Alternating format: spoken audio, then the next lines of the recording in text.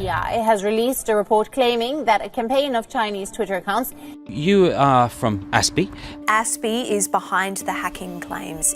Often cited by media outlets as an independent policy institute, the Australian Strategic Policy Institute, ASPI, is precisely the opposite.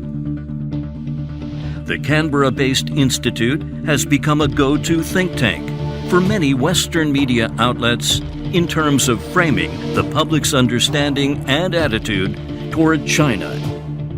Senior officials in Australia have long expressed their concerns about the hawkish nature of ASPI research. There are hawks intent on fighting a new Cold War.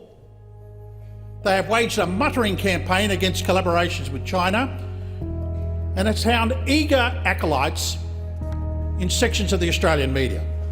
ASPI began taking an ever-increasing profile on what I call the so-called China threat in Australia. The ASPI, ever since it has been set up, endless litany of pro-American literature that it gets published, particularly in the Australian Broadcasting Corporation, which is our government-run news service. They are very integral in the anti-China sentiment that you see in Australia. ASPI has been able to establish itself in a dominant position in shaping Australia's foreign policy towards China.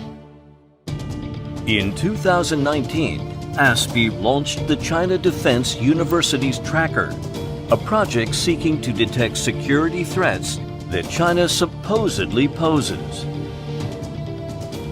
While nothing spooky about China has been found via this tracker, one spook is in sight.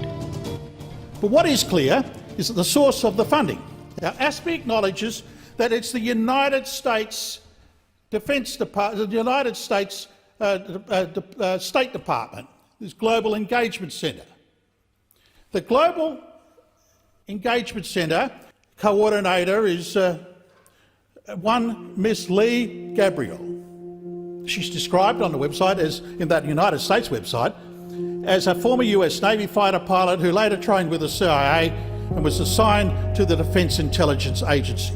What's particularly concerning about ASPI is that ASPI not only gets funding from the Australian government, it gets funding from the US government, it gets funding from Taiwan, it gets funding from the Japanese, it also gets funding from the British.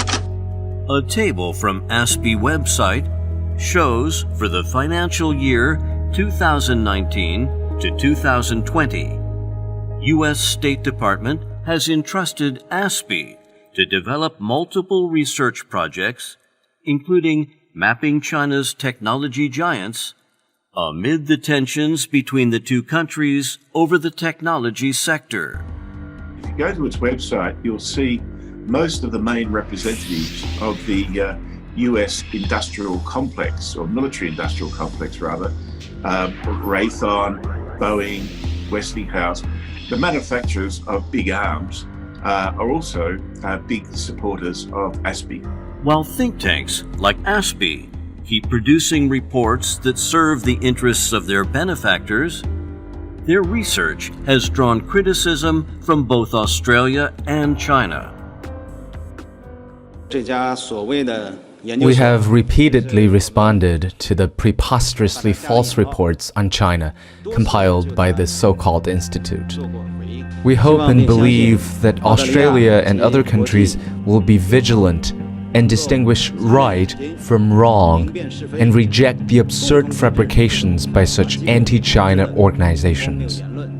It's naive to think that think tanks exist only for the pursuit of truth.